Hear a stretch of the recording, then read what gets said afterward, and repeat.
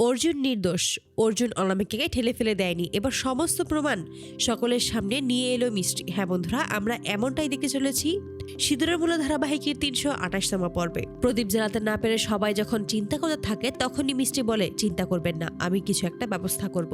বেরিয়ে যায় তেল অথবা ঘি নিয়ে আসার উদ্দেশ্যে, কিন্তু কোথাও গিয়ে কোনো কিছুই পায় না। অবশেষে একটা গাছের নিচে একজনকে বসে থাকতে দেখে, যে সকলের কাছে খাবার চাইতে থাকে। অপরদিকে প্রিয়া মনে মনে বলে, এত আত্মবিশ্বাসের সাথে যে বেরিয়ে গেলে একটু পরে নিশ্চয়ই এসে বলবে যে আমি কিছুই করতে পারিনি।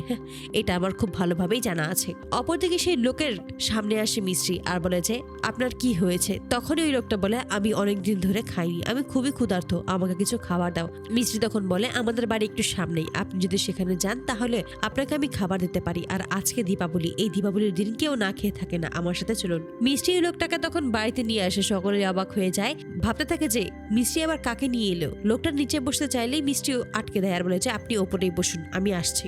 মিষ্টি তখন খাবার এনে দেয় ওই লোকটাকে। তখনই কল্পনা সাইডে ডেকে আনে আর বলে যে, তুমি এটা কাকে নিয়ে এসেছো? তখনই বড় ঠাম্মি বলে ওঠে যে, বৌমা, তোমার তো তেল আনার কথা ছিল, তাহলে তুমি এটা কাকে নিয়ে এসেছো?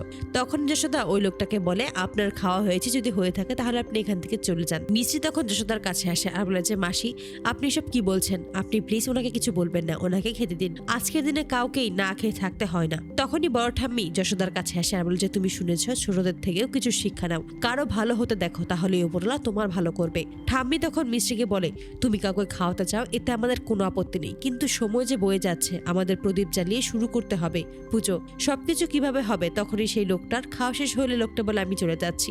মিষ্টি তখন কিছু খাবার এনে ওই লোকটার হাতে তুলে দেয় আর বলেছে, এটা আপনি পরে খাবেন। লোকটা তখন বলে, তুমি কোনো চিন্তা করো না, তোমাদের এই বাড়ির উপরে খুব ভালো কিছু হবে। এই বলে লোকটা এক গ্লাস পানি হাতে তুলে নেয় এবং প্রদীপের সামনে এসে ওই গ্লাস থেকে প্রদীপের মধ্যে কিছু দিচ্ছে এমনটাই বোঝায়। তারপরে যখন সেই লোকটা চলে যায়, তখনই মিষ্টি দেখতে পায় প্রতিটা প্রদীপের মধ্যেই ঘি রাখা রয়েছে। একটা প্রদীপ তুলে নিয়ে সকলকেই দেখায় আর তখনই বলে যে, এই বাবা সমস্ত প্রদীপে ঘি দিয়ে গেছে। প্রদীপটা তখন জ্বালায় এবং সুন্দরভাবেই জ্বলে ওঠে। তখনই বড় ঠাম্মি বলে ওঠে, ওই বাবা কি এমন করেছে যে সমস্ত প্রদীপে ঘি রয়েছে? ওনার হাতে তো কিছুই ছিল না। তখনই ঠাম্মি বলে, এটা তো খুব চমৎকার হয়েছে। সকলে মিলে তখন প্রদীপ জ্বালানো শুরু করে।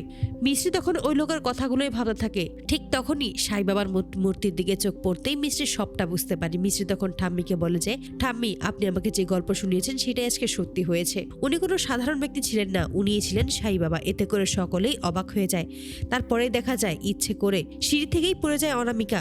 অসীম তখন সেখানে আসতেই অসীমকে তখন উপরের দিকে আঙুল দিয়ে দেখিয়ে দেয় এবং সেখানেই অর্জুনকে দেখতে পায়। এমনটাই বোঝায় যে অর্জুনই তাকে ঠেলে ফেলে দিয়েছে। তো বন্ধুরা, তোমাদের কি মনে হয়, এবার কি মিষ্টির সমস্ত সত্যিটা আনতে পারবে যে এই অনামিকাই হলো প্রিয়া এবং অর্জুনকে ফাঁসানোর চেষ্টা করছে? অবশ্যই তোমাদের মতামত কমেন্টে জানাতে ভুলো না। এবং কারা কারা চাও যে এই অনামিকাই যে প্রিয়া, সেটা যেন মিষ্টি জানতে পারে, অবশ্যই তোমাদের মতামত কমেন্টে জানিয়ে দেবে। ধন্যবাদ।